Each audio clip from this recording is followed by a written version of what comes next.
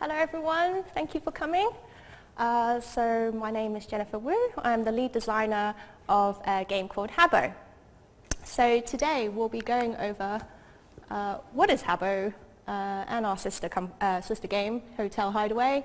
We'll be looking at the global impact that games are making on the market, including regional market distribution, and as well as how is it distributed through various devices. We'll be also looking at the diversity that it brings, and of course it's going to be like a kind of experience about how I kind of started off in the field, and then some tips and tricks about how to get a better head start in your journey. So who is Sulake? Sulake is a social entertainment company. Currently we're making two games. You have Habbo on the left there, is a 2D pixel art style game, and then you have Hotel Hideaway that is more 3D style based. They are both MMOs, so that stands for Massively Multiplayer Online, and that means just lots of people getting together and able to kind of simultaneously play the game together. So what can you do in the game? Well, you can personalize your avatar.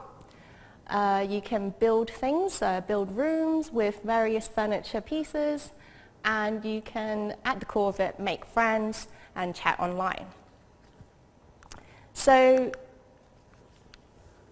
let's look at some numbers. So what was it all about? So we have 800,000 monthly registered users coming in every month.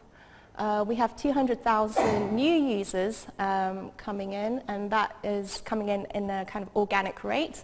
What does that mean? It means that it's not it's not based on paid marketing strategies. So this is all kind of new people coming in. Roughly, it's kind of like people coming in to fill in the Wembley Stadium, two of them with some kind of leftover on the outside still queuing up. So that's the scale of that. And then there's 310 million accounts and still counting. We have 151 identities, and it's supported by 12,000 virtual goods that we make on a seasonal basis. So there are similarities between the two games, but they target very different audiences. Habbo is a 13+ game, and Hotel Hideaway is a 17+ game. So that gives us a kind of more ability to kind of target more wider audiences. So why is it doing so well after all these years? Habbo is kind of entering its 19th birthday this year, so pretty old for a game. But well, we have to look at the game's market value right at the moment. So if you look at the 2017 report, the year for that is $116 billion in market value. That's a 10.7 growth from 2006.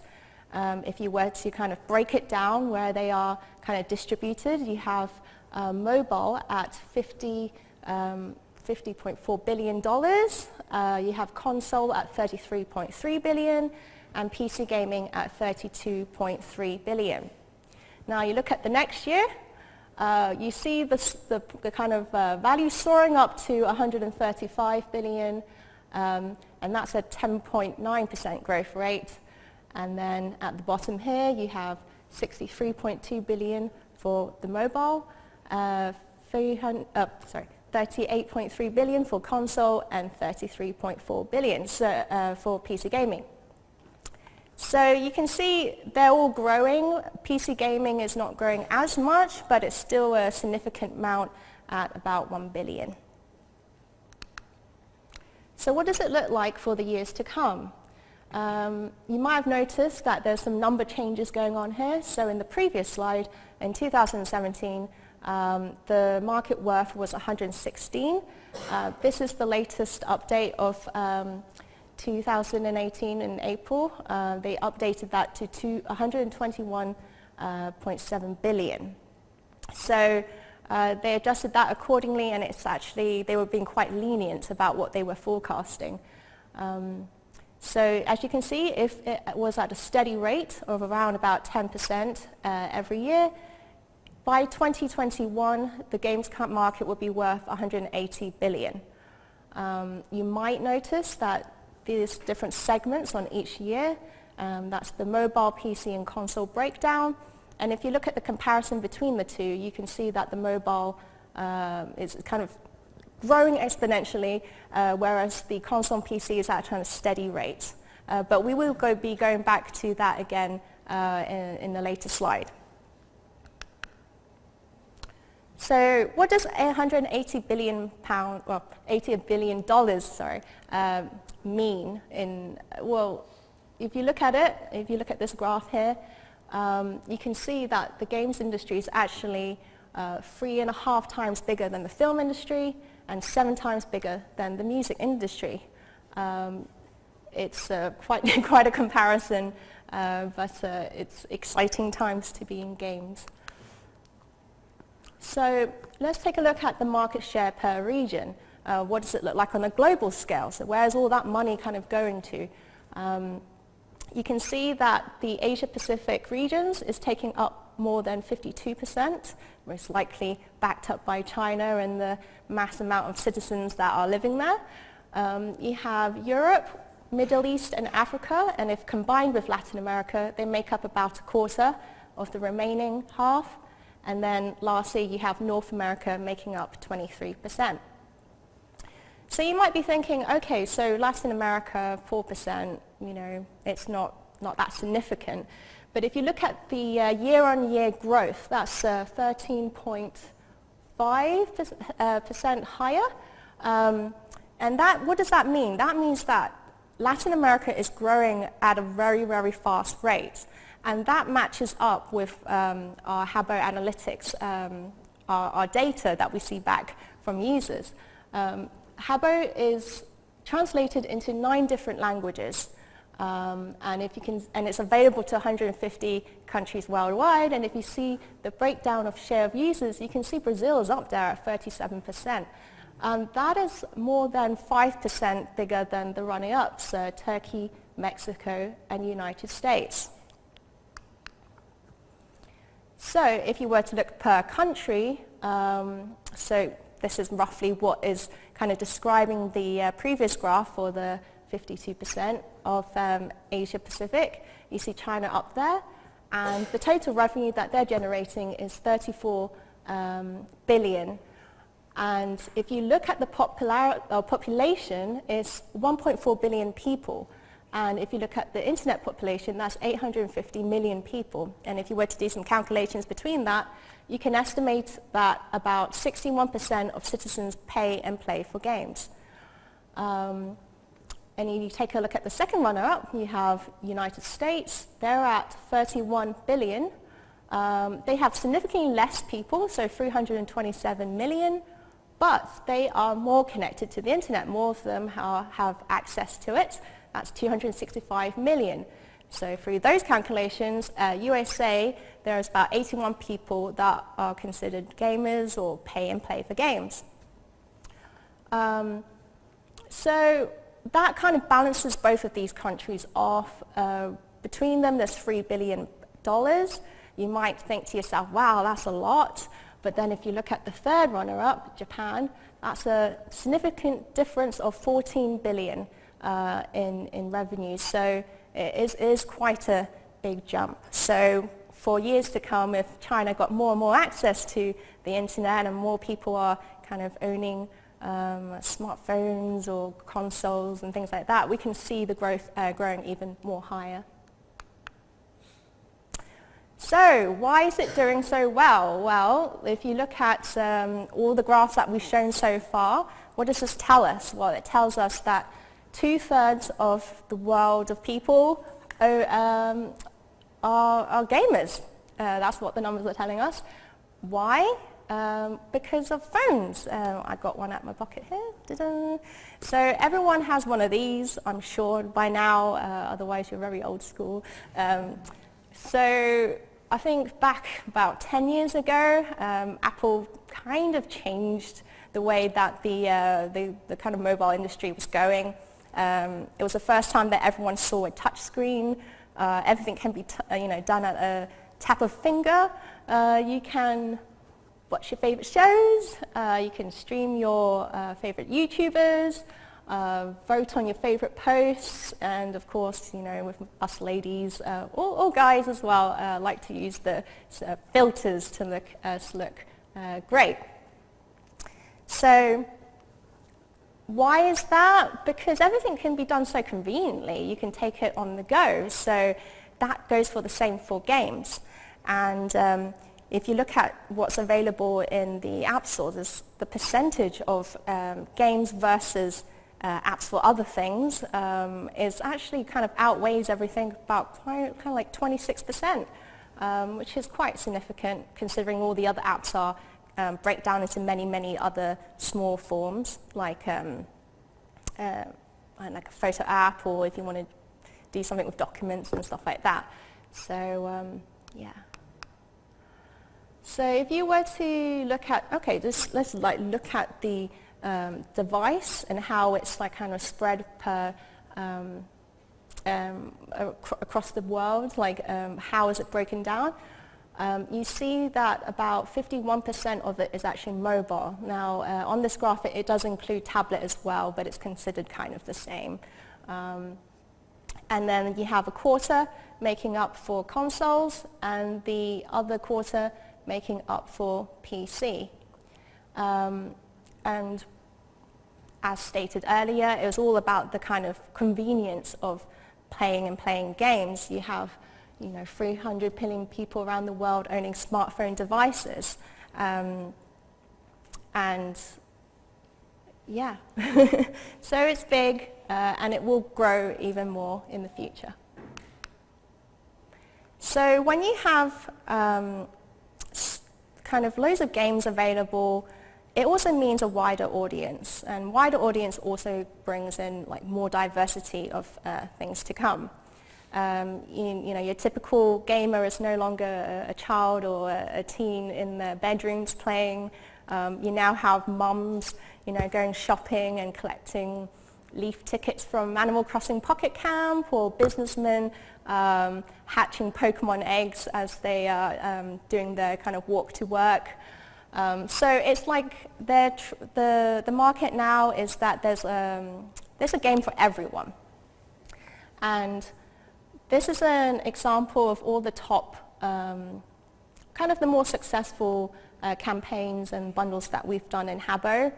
I remember when I first started that when I was speaking to my art director at the time, Jeffrey Staney, he was explaining to me that when he was hiring a team, he was looking to kind of increase the balance of the team, to give a more balanced team of females and males. At the time it was very male dominated, but our audience at 13 plus, they really like all these sort of more cutesy, more feminine things. And so when I was hired along with Kelly, the idea was to bring in a little bit more kind of choices for Habbos, yeah.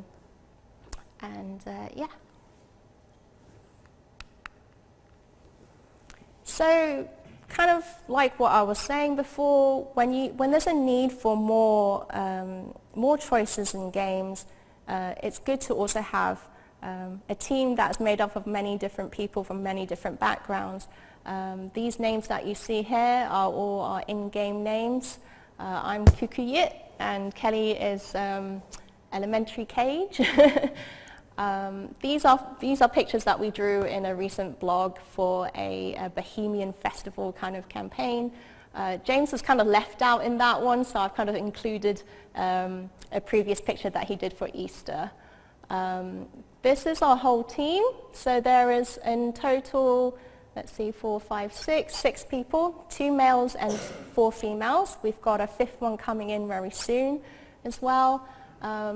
This guy is the mysterious guy. If you don't keep up with the blogs, you wouldn't know who he is, but he's been in Habbo for a very, very long time, and he's not with us in London, but he is with us in Helsinki in Finland. and we keep communications, from time to time to kind of keep the whole team together, and he's in the know-how with what's going on in both teams. So how did I end up in games? Well, 7 years ago, I was much like you guys. I was kind of going to graduate or finding my first job. And I studied animation here in Portsmouth. So I'm an ex-student, and I'm very jealous of all the kind of big rooms and tech that you have now got that we never got back then. So what did I do? Well, I knew that when I wanted to seek for a job, I wanted two things. I wanted the job to be kind of full of creativity, and secondly, I wanted the ability to draw. Those were my two main passions. I would take anything and everything that can come at me, much like most other students out there. So so I applied for many things. I applied for animation studios, film production studios, marketing graphic companies, and of course games companies. And for those of you out there who kind of spruced up their portfolio, bought their smart shirts, getting ready for interviews, and the ones full of like ambition and fire, the reality is this: it's going to be very, very quiet for a very, very long time. And it's okay. The person behind the company email inbox is not dead. They have read your submission. But sometimes it's due to resources or time management. They can't always get back to you. So it's nothing personal towards all your submissions, applications. So it's been like that for a few months, and then I got a call from Sulake, and everyone would like to think for themselves that, oh yeah, finally my work has kind of shone through, and they saw the greatness of my work, and it's all down to me. Partly, but I would also say it's the power of networking. I was lucky enough to get that call because of my two work colleagues and friends from uni. It's just Kelly, and the other one is Caroline. They started to pave the way, and then I was able to luckily sneak through the back door. So it's really important to network with people that you respect and you trust, and you think, he's a good guy, because then you can recommend them to other people, and get in that way. So then what happened next? Well, I remember going in for my first day. I was really nervous.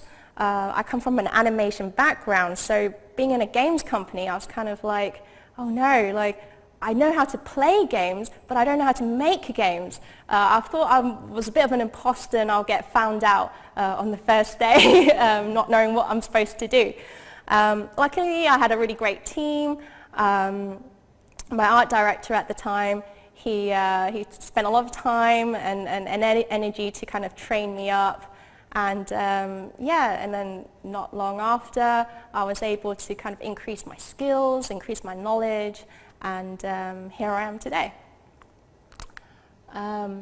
So what is it like? Well, we have 3 main offices around the world. One's in UK, in London. The main HQ is in Finland, and then you have Spain, who is our 3rd office, and they're kind of broken down into these little parts here. So there's a campaigns and monetization team, which is I'm part of, and that's mostly the London team. You have user care and safety, so they are like our front end of dealing with customers. So anyone who's got like tickets or questions, and they kind of deal with that. They also help localize a lot of the kind of written side of marketing that we have as well, to communicate to users. We also have our support team, and then the devs we share with our sister game Hideaway. And yeah, I would say it's really great working with the company that I am with now, because they are really open with like ideas and suggestions. There is a hierarchy system, but there isn't as well. For example, I'm able to express like kind of what I think would sell well for the next month. Part of my role is that I sit in on sales calls every week, and we look at the numbers and we go, okay, what works and what doesn't work, and I relay this to the team. The team also goes through monthly campaign reviews, so we can look at a bigger picture. Is that campaign doing well? If it is, then we can kind of keep on improving things that does work, and things that don't work, we don't just ditch. We also look at how to improve it before we do finally ditch it, perhaps. So I would say that it's really good to be in a it's not a AAA company. We would like to think we are, but it's more of a medium-sized company, I would say, and it allows you to be a little bit more hands-on with the work. For example, I don't just sit and do art all day, kind of do, but that's just a small part of it. So we take everything from the beginning to the end. So we would research ideas for the next campaign that's coming up. We would then sketch them up, present them, that gets approved, and then the actual production starts happening.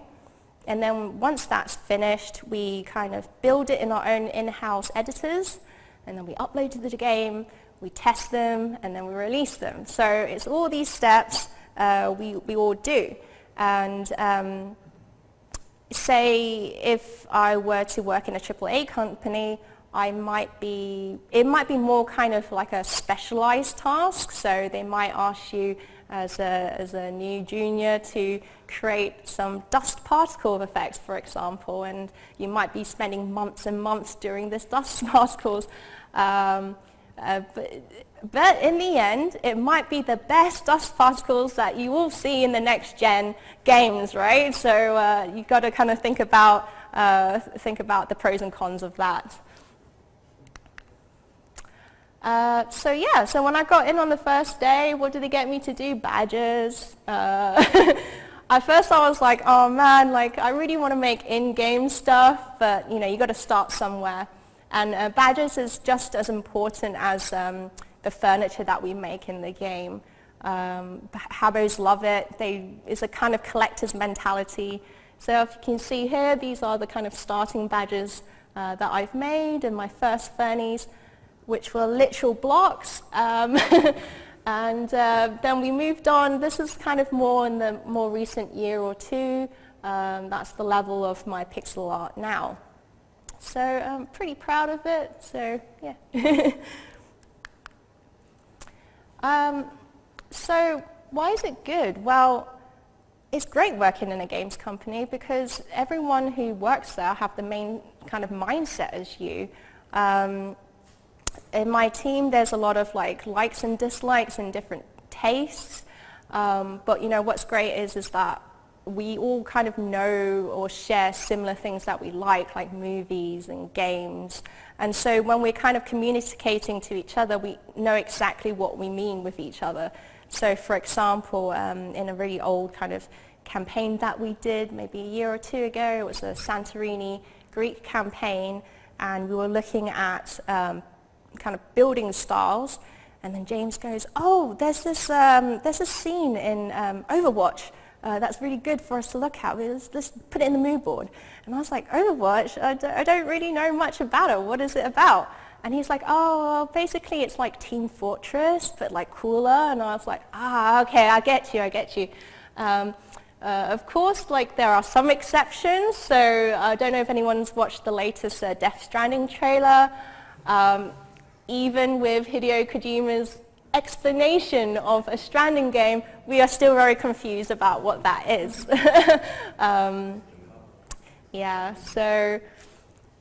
And then it feels great. It's been about 5.5 years since I joined the company. Everyone feels like one big family. Yeah, so it's very enjoyable. So, I hope I inspired you to kind of play games and join games. So what are the job opportunities? Do you need to be in a games course to be in the games industry? That is a yes and no answer. So it's yes because it's, because you're learning much about the processes from beginning to end on how games are made. But no, because actually in our team, not many of us actually come from a games background. A majority of us are animators. We do animation. Also in the Hideaway team, there are people who study fashion design. So really what companies are looking for is just your strengths and your skills into filling niche gaps or weaknesses that could help bolster the game even more. Much of the processes is kind of different for each games company. So really you would learn on the job how to make games. What you do need though, whether you're doing 2D or 3D, you do need to know the fundamentals of art. So I've listed a whole few things here. So that's perception of shape, composition, lighting, shadows, edges, positive and negative spaces, relationship between colors, depth and volume, and etc., etc. There's a lot more to it, but once you have these fundamentals, the skills can be easily transferred. When the art director is telling you about composition, then you go, oh yeah, I know what that is, and then kind of move things to look a little bit more correct. So really drill down on the fundamentals. All right, on to job application advice.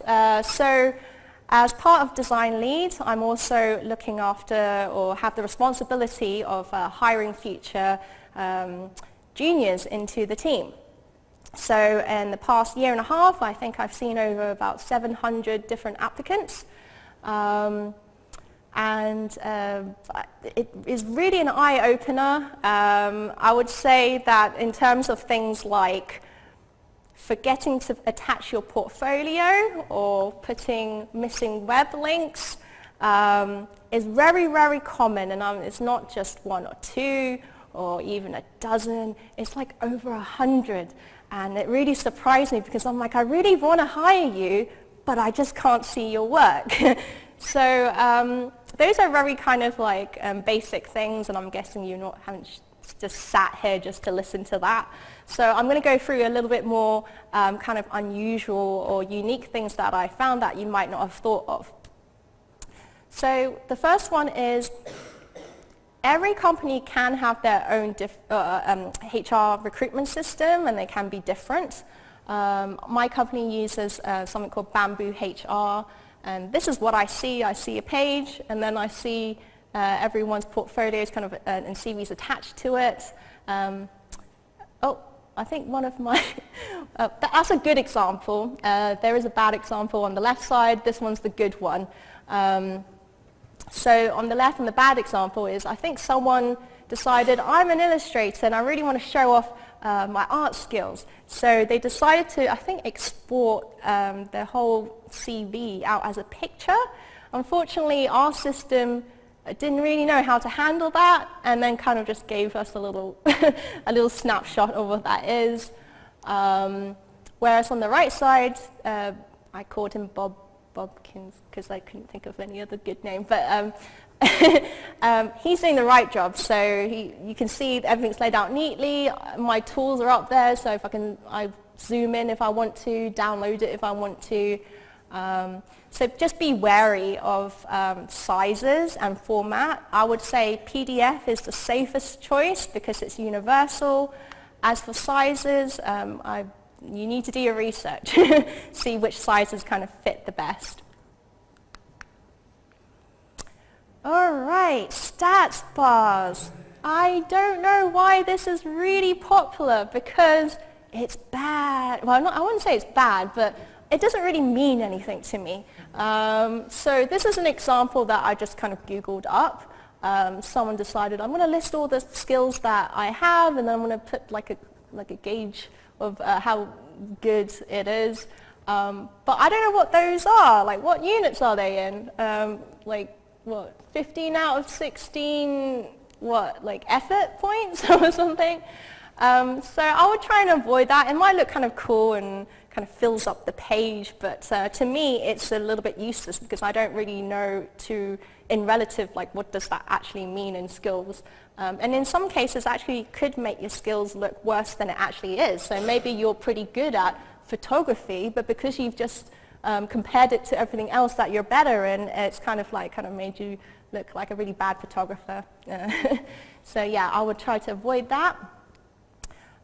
Next point is put your best work, but also your sketches, your pre-production and developments. I've seen so many people just put maybe 5 of their best rendered pictures, and I'm like, oh, that's great, but you know, you can spend days, months just perfecting this one picture. It doesn't really tell me much about your thought processes or how it came about to get you to that point.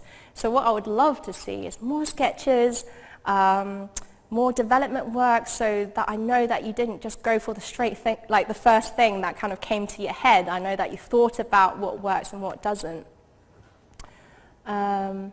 Don't fake it till you make it, fake it till you become it.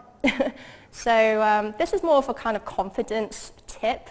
I remember that when I first graduated, going into the first interview, I was very, very nervous, shaky, and I kind of didn't really know what to do. And I thought I walked away kind of thinking that it didn't go so well. But I did okay, but just so that you can have some advice before you kind of go off. My personal tip that I think works for me is just act it out. So don't think you're you going into the interview room. Think of yourself as, I'm going to act as someone else and put on a different persona. I know it's easier said than done, but you just need to kind of put on a mask and then just pretend that you're not you.